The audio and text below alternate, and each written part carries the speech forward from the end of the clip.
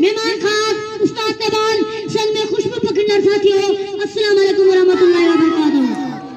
जे तमु बिस्मिल्लाह के जाम मौजूद है सन जी तारीख में मौका मिलो है वो है सन जो सकाफत जोड़ी जनाब सर जकने समरू दुनिया जे काठ में कलम बढ़ाए उनमें तमरू दुनिया जे पानी जी मत बढ़ाए तन धरती जी तारीफ के तदे बे उनकी नथे बन तदे बे उनके बयान तो कर लगे हिंद अजीम शान के माता छा हिंदी जल्ला तकल खंदारान बयान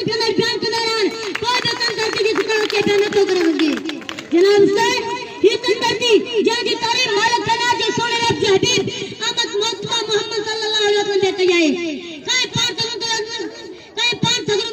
के सिद्धि टोपी तौबे तार पेश की पांच सगुन सल्लल्लाहु अलैहि वसल्लम जी ज़बान मुबारक में सदरे मोती जड़ा लाल लिखता वाह मुझे वनन का आगे इस्लाम अची वयो है और एक सिद्धि टोपी नहीं रखा मेरा भाई जियो सदो करे सके पांच सगुन सल्लम वो टोपी सर मुबारक के पाए सब धरती ने शान बता करो का शाह सिद्धि तरीफ के बयान कर फरमाता होता तहजीब ने गुरजे बिका ये तहजीब मदीने वाले जी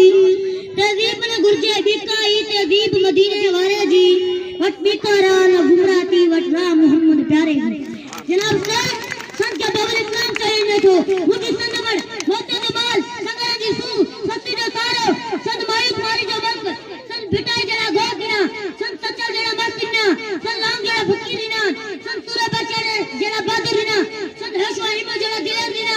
संत ताजिम शेद है बशीर खान कुरैशी जरल जो दम के जन्म दिनो संत कलंदर मंडी धमाल है के बिटाई बंदी भट्टी दीवारी बंदी गया संत सच्चा जा सबूत दिना संत कुपता कूद के कोरे कढो के वतन ला गया के होशो पर दुश्मन के दथो के दो बंदी नंगे न दमनी फरज कई जनाब सर संत जी टोपी हजरत का पटन जी सका बताए संतवा मिठड़ी धरती जे जी तारीफ हजरत मुसल्लम में कही आए हजरत मुसल्लम के फरमान बारे कहा था उनके सन में थड़ी हीर दी अचे जन्नत के जवानन हजरत इमाम हुसैन जो कोई मुबारक आया था जने थे यजीद का गया था पर फरमायो मुके सन वने दियो है मुके वापस वने दियो जनाब सर असा जे सन जी हर शे सोच जरी है जी मोहम्मद बिन कासिम सदमा तोफे तो पनी मारे मोकलो तोफे देखते सन ना जाएगा जितना जे पखी ना सुना है उतना जे मानो के ना सुनागा ये संत अल्लाह के पैरन वले दिया है जनाब सर जदे बे जाबे वक्त सन धरती पे हमला कदर सन धरती के मेरी फरिश्तों की कोशिश करी था अता जे बादशाह भारत बहादुर भारत मंदन पुत्र के जवाब दिनो सिद्धि दुनिया की मजबूत कौम है सिद्धि ने कहा जाएंगे झुका ऐना नहीं झुकूंगा अचौथा हाथ में हाथ मिलायूं माफ मिलायूं नफ्स की दीवार की तोड़े तक परिवारी दीवार के बाहर करूं दुनिया वाले के सबूत दूंगा अति पान में कदे भी ना लगा दी ए बनाने वालों ये आनी भोला है अपने मां ईश्वर की बनी डांट